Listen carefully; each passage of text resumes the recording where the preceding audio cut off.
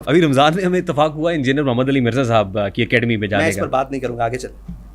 आप बड़े दलेर आदमी हैं सर, बड़े दबंग आदमी हैं। नहीं मैं कमजोर आदमी हूं। इंजीनियर मोहम्मद मैं अली कमजोर आदमी। इंजीनियर मोहम्मद अली मैं मिर्ज़ा को आप कमजोर गुस्ताख आदमी। कहते हैं ना। और मैं कमजोर आदमी हूं। नहीं बात करें यार, ये उम्मत में तो फर्क नहीं मैं डाले। सिर्फ ये कहूंगा, मैं उम्मत में तो फर्क नहीं डाले। मुझे वो एक्शन मुझे रात सोने नहीं देता है। अगर उनको बात कर, मुझे एक एक्शन रात सोने नहीं देता हुजूर। मैं चाहता हूं इसके ऊपर आपका रिस्पांस आना चाहिए। नहीं यार, मैं उन्होंने नहीं कहा, हाफिज साद रिजवी साहब ने टांग पे हाथ मार के जानों पे हाथ रख के कहा था मैं तुम्हें चैलेंज करता हूं। और फिर मैंने कहा मेरी एकेडमी में आओ, तो आप क्यों नहीं आए? डर गए, दबक के बैठ गए। आगे चलते हैं, छोड़ें। वो नहीं है, उम्मत में तो फर्का डालने वाली बात है। बख्तम के आगे गुफ्तम नहीं हो सकता, आप मेहरबानी करें। हालिया दिनों में आपका तरीके लब्बैक से एक बहुत बड़ा तनाज़ा चल रहा है, माजरा क्या है ये? उन्होंने शुरू किया था, बदमाशी की उन्होंने। देखें, साद रिजवी खुद बाहर आया ना, उसने कहा कि मैं इसे जड़ा उस वक्त समझूंगा कि जब यूं सामने मेरे बैठेगा। मैं उस दिन उनको काबिल समझूंगा जिस दिन वो इस तरह मेरे सामने आके बैठ के बात करें। बहुत ज़बरदस्त, ठीक है। इंजीनियर मोहम्मद अली मिर्ज़ा, नई नस्ल, एक बहुत बड़ा प्लेटफॉर्म जो है, मिलियन व्यूज़ आते हैं उनके, और उन्होंने एक बड़ी नस्ल को ट्रैप कर रखा है। क्या कहेंगे इंजीनियर मोहम्मद अली मिर्ज़ा के बारे में? आपका रिव्यू क्या? और सेकेंडली सर, नई नस्ल के लिए आप क्या इंस्ट्रक्शन? ये वक्ती उबाल है और ये वक्ती लोग आए हैं, ऐसे फितने पता नहीं इस्लाम में कब से चले आ रहे हैं। ठीक है जी, तो ये तो बड़े बड़े ऐसे फितने आए, पता नहीं मुतज़िला आए, पता नहीं कौन कौन बलाएं आई, ये तो कुछ भी नहीं है ना उनके सामने। अब मसला ये है कि शाख नाजुक पे ये जो बने हैं ना, ये जो सोशल मीडिया के बेस के ऊपर आए, तो ये शाख नाजुक है। इस पर जो भी फिक्र और सोच जनाब मुसल्लत की जाएगी ना कौम के ऊपर, वो नापायदार है। हमें तो इससे कोई परेशानी नहीं है। अब आप ये कहेंगे तो वो फिर वो छिड़ जाएगा, वो और बात से लग जाएगा। हम ना उसको अपना मुकाबिल समझते हैं, ना हमारे कारकुनान उसको अपना मदद मुकाबिल। वो कुछ भी करने को तैयार हैं, अपनी व्यूज लेने के लिए कुछ भी करने को तैयार हैं। तो वो भी ऐसी ही शख्सियत हैं कि वो कुछ भी करने को तैयार हैं। आप उनसे कोई बैद ना रखें, बिल्कुल सही, कोई बैद ना रखें। वो कुछ भी करने को तैयार हैं सिर्फ व्यूज और ये चीजें लेने के लिए। तो मैं समझता हूं कि वो हमारे मुकाबिल नहीं है। उनको ना हम उनको ये समझते हैं कि वो इस काबिल हैं। मैं उस दिन उनको काबिल समझूंगा जिस दिन वो इस तरह मेरे सामने आके बैठ के बात करें। बहुत जबरदस्त, ठीक है। कहते हैं जड़ियां दा पता मैदान च लगदा, पेड़े च लगदा। ठीक है जी, जिस दिन उन्हां दिल होवे और बड़ी दूर ही गल है, साढ़े तक तो कोई साढ़े बाल ना भी बह गए ना सामने, तो फिर उस दिन गल होएगी। ये तो बड़ी दूर दी गल है। देखें, साद रिजवी खुद बाहर आया ना, उसने कहा कि मैं इसे जड़ा उस वक्त समझूंगा कि जब यूं सामने मेरे बैठेगा। इसको किसने कहा था कि ये जनाब वो इस कोबरा सांप के सामने ही बैठ के बात करे? ये तो पॉडकास्ट के माइक जो है कोबरा सांप है। तो मैंने वो बात पकड़ ली कि ठीक है यार, तू अगर अमीर है, मुझे फायदा है अगर साद रिजवी बैठे। देखें, मैंने अपना फायदा देखना है दावत के हवाले से कि वो बड़ा है, लाखों वोट उन्होंने लिए हैं, अमीर है और मुझे खुद पुकार रहा है। देखें, मैंने मुफ्ती मुनीब वाली शर्त भी खत्म कर दी थी। मैंने कहा था ठीक है, भाग गया, खुद चैलेंज करके भाग गया। अब उसके निचले कह रहे हैं हमारे साथ बैठो। पहले मानो कि तुम्हारा अब्बा भागा है मुझसे, फिर अगली बात स्टार्ट होगी। मैंने नहीं उसे गन पॉइंट पे कहा था कि मनु चैलेंज दे तो मैं तेरी मट्टी ब्लीड करा। वो खुद कह रहा था मैं उसको समझूंगा जब यूं करके मेरे सामने बैठेगा। इन थावड़ा मार के उन्हें क्या सी शेर बाहर निकला और डर गया। हालांकि नाम उसका शेर है, साद शेर को भी कहते हैं, लेकिन कागजी शेर निकला। उनके पता सी कि तो मैं अपनी मजी ठुकवा ली है। तो अगर कोई छोटू समझता है ना कि साद रिजवी का मैं नुमाइंदा हूं, तो पहले माने कि हमारा अब्बा डर गया इंजीनियर से, मुकाबला नहीं कर सकता, इसलिए वो तो भाग गया है। उसने अपनी तरफ से अब ये छोटा लॉन्च किया। ये सारा कुछ मानने का, खाली कहने से नहीं कि साद रिजवी कह जी कि मेरा नुमाइंदा। ना ना ना, तू मनु ललकारिया सी, तू नस्या है। हमारे नबी इस्लाम के सहाबा पे जब बुरा वक्त आया, 80 बंदे हुजूर के साथ रह गए। बुखारी मुस्लिम में आता है, गजवा हुनैन के मौका पे 12,000 लश्कर छोड़ गया। कबीला हवाजन के तीरों का मुकाबला नहीं कर सके। नबी इस्लाम ने उन 80 में से तो किसी को आगे नहीं किया। आपने कहा अनन नबी ला कदिब अन अब्नु अब्दुल मुत्तलिब, मैं नबी हूं इसमें कोई शक नहीं, मैं अब्दुल मुत्तलिब का बेटा हूं इसमें कोई शक नहीं। तो ये भी कहे ना मैं हूं साद रिजवी TLP का अमीर, इसमें कोई शक नहीं। इंजीनियर निकल बाहर, और ये बाहर निकले बरादरी नहीं कि इन्हों मीनार पाकिस्तान ते ले आओ। इल्मी तौर पे मैंने कहा था इधर आए, आपको तो सिक्योरिटी मिली हुई है, मेरे साथ सिक्योरिटी इश्यूज है, आप यहां पे आए। जेलम की हदूद में मैं सिक्योरिटी आपके लिए अरेंज करूंगा, DPO से बात कर लूंगा, आने जाने का खर्चा भी देने के लिए तैयार हूं। आप आए यहां बात करें। मुझे कह रहे हैं मीनार पाकिस्तान, मीनार पाकिस्तान मैं समझ रहा था मुनाजरे के लिए बुला रहे हैं। वो तो शुक्र है कि पीर भगोड़े शाह साहब, ज़ाहिरा भगोड़े है ना, अभी तक वो एब्सकॉन्डर है अदालत की नज़र में। हाँ जी, भागता फिर रहा है, सिमें भी उसने चेंज की हैं, गिरफ्तारी नहीं दी उसने, FIR कटी हुई है। पीर भगोड़े शाह ने मुझे चैलेंज दिया था कि मीनार पाकिस्तान पे इसको लेके आओ। हम ये समझ रहे थे मुनाजरे के लिए बुला रहा है वो, तो अब उसने खादिम रिजवी साहब की बरसी पे कहा है कि जी हम छलांग मारेंगे वहां से। अंदाजा करो, यानी इल्मी दलाइल, वही आप वाली बात जो आपने की थी इनके, एक मुझे बड़ी पसंद आई, उसकी वजह से मैंने आपको टाइम भी दे दिया। वो बात मुझे पसंद आई, मैंने कहा यार ये तो बंदा रीजनेबल है कि वाकई दलाइल खत्म हो गया है, आग में जलना।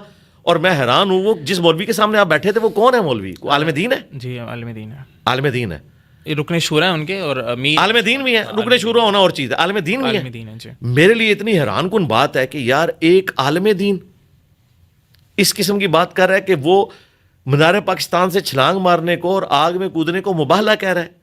ये मुबाहला कहाँ से है? मुबाहले की जो डेफिनेशन है सूरह आल इमरान की आयत नंबर 61 में आई है, नबी इस्लाम ने नजरान के क्रिश्चियंस के साथ किया था। वो तो यह है कि ओपन मैदान में आ जाओ, अल्लाह के हुजूर दुआ करते हैं कि जो झूठा है उस पर अल्लाह की लानत हो। कोई नबी इस्लाम ने आग में कूदने का मुजाहरा नहीं किया, ना हज़रत इब्राहीम इस्लाम आग में कूदे, वो तो उन्हें धक्का दिया गया था और वो मुबाहला भी नहीं था। मुबाहले में आपने खिलाफ शरअ काम नहीं करने होते। जहर पीना, आग में कूदना, या मॉडर्न दौर में सॉकेट में 2 उंगलियां देना, और ये सच्चाई की दलील है, ये मुबाहला नहीं है भाई, ये हराम है।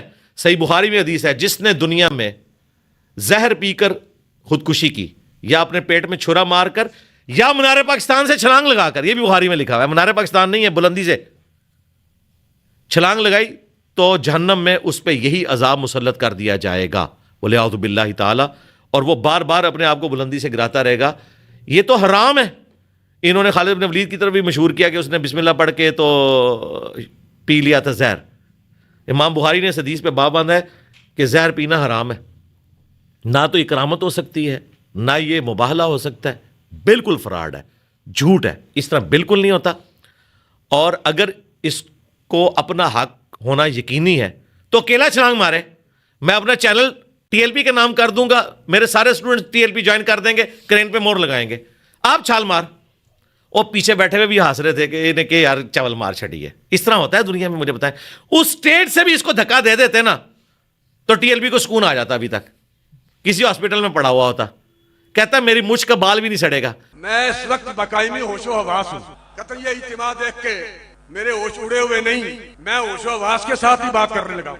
चाहे सदर पाकिस्तान सालिस बन जाए, chief justice of supreme court, chief of army staff वो सालिस बन जाएं, कोई सालिस बना लिया जाए पूरे पाकिस्तान में। और उसके लिए एक दफा तो मैंने ये कहा था कि मीनारे पाकिस्तान मौजूद है, इस पे चढ़ते हैं और नीचे छलांग लगाते हैं। जो जिंदा बच जाए वो सच्चा है और जो मर जाए वो झूठा है। 1 करोड़ रुपया मैं देता हूं, उसकी लकड़ियां खरीदी जाएं, और 1 करोड़ रुपया तुम लाओ, उसकी भी लकड़ियां खरीदी जाएं, और ये 2 करोड़ की लकड़ियों को पेट्रोल डाल के आग लगा दी जाए। जब ये शोले आसमान से बातें करें, कोयले बन जाएं, तो ये सच्चा और झूठा साबित करने के लिए, अपने अकीदे को सच्चा साबित करने के लिए उस आग में मैं भी दाखिल होता हूं और तुम भी आ जाओ। जे आगे चुराड़ के मेरी मुझ का वट भी सड़ जाए, अगर मेरी मूछ का एक बाल भी जल जाए, हम झूठे और तू सच्चा। और अगर सर से लेकर पांव तक पगड़ी समेत, जूते समेत, बालों समेत कोई चीज ना जले तो फिर हम सच्चे हैं और तू झूठा है। आ जाओ। कहता मेरी मुझ का बाल भी नहीं सड़ेगा। उसका तरीका यह था कि उसी टाइम किसी से लेटर पकड़ता, मोमबत्ती जलाता और कहता ये देखो इंजीनियर मैं हाथ रख रहा हूं, तू भी ऐसे रख के बता। आपको ऐसे आप मुझे बताएं इस तरह हो सकता है? मैं इस पे क्या आंसर करूं आपको? बस ये आपने अच्छा किया, हंसना ही चाहिए, मैं भी हंसता ही हूं, मीम बननी चाहिए। इससे पहले हमारी जो पॉडकास्ट हुई इनायतुल हक शाह साहब से, मैं अभी तक समझ नहीं पा रहा, आप कह रहे हैं कि वो भाग रहे हैं, इनायतुल हक शाह साहब जो रुकने शूरा हैं टीएलपी के, शुमाली पंजाब के अमीर हैं, उनके बकौल आप भाग रहे हैं। बल्कि उन्होंने हमें यहाँ तक ऑफर करवा दी कि अगर आप इंजीनियर मिर्जा अली साहब को बैठाने के लिए तैयार हैं तो हम अपनी तरफ से टीएलपी का एक नुमाइंदा दे देते हैं। जो नुमाइंदा क्यों? मुझे चैलेंज तो वीडियो में आगे किया हुआ है। नहीं है जिस तरह पॉलिटिशियंस अपनी वीडियो से भागते हैं ना, आज देख रहे हैं ना आप क्या हो रहा है। खान साहब को स्टेटमेंट देते हैं, उनकी पुरानी वीडियो निकाल लेते हैं।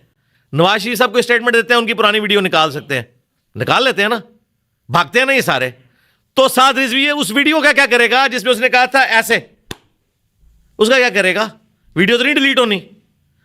तो उसको कहें कि पहले तो साद रिजवी से कहें कि मुझसे माफी मांगे और कहें कि मैं भाग गया हूं, मैं कागजी शेर हूं। जाहिर भाग गया ना वो, फिर अगली बात स्टार्ट होगी। नहीं अली भाई वैसे नुमाइंदगी की हार तो और उन्हीं की यार हार है ना। मैं फिर वही अगली बात है कि यार कोई पढ़ी लिखी इल्मी बात करे, साद रिजवी क्यों भाग गया है? हाँ अच्छा ये पॉइंट है हाँ, आपका। इसके बाद अगली बात स्टार्ट होगी ना। बात स्टार्ट तो उन्होंने की थी ना। मैं तो कोई मुनाजरे का शौक नहीं रखता, ये तो उसने चैलेंज दिया, मैंने कबूल कर लिया। अब उसका छोटा चैलेंज दे रहा है और वो कह रहा है मैं साद रिजवी की तरफ से आ रहा हूं या टीएलपी का नुमाइंदा हूं। और भाई तुम्हारा अब्बा भागा हुआ है, मैं तो ऑलरेडी मुझे एक्स पार्टी डिसीजन में मैं जीत चुका हूं। कोर्ट में अगर आप पेश ना हो तो जो पार्टी पेश नहीं ना होती वो हार जाती है, दूसरी जीत जाती है। मैं तो जीत चुका हूं टीएलपी से, दोबारा मैच क्यों खिलाना है आपने? ये अभी आईसीसी का मसला चल रहा था ना, अगर इंडिया पाकिस्तान ना आता तो इंडिया वो मैच हार जाता। उसूलन ये है, अगर कोई टीम मैच खेलने के लिए ना आए दूसरी जीत जाती है, ये उसूल है। इसलिए उन्होंने कहा कि थर्ड कोई जगह रखें जहां हम अपना मैच खेलें। क्यों? उन्हें पता है कि हम मैच वो हारा हुआ तस्वर होगा। तो साद रिजवी साहब मैच हार चुके हैं, अब मुझे किसी छोटे से मैच खेलने की जरूरत नहीं, मैं तो जीत गया हूं। अच्छा अली भाई उनके नुमाइंदे के साथ नहीं बैठेंगे? नहीं जाहिर है, जाहिर है। साद मैं रिजवी ऑलरेडी मुझे एक्स पार्टी डिसीजन मिल चुका है, वो भाग गया। अच्छा ठीक हो। और देखें इसके बाद दोबारा मैं, हालांकि इसकी दोबारा से कोई सुनवाई भी नहीं होती, मैं फिर भी चले आपके प्लेटफॉर्म से ऑफर देता हूं कि साद रिजवी इस ऑफर पे वापस आ जाए।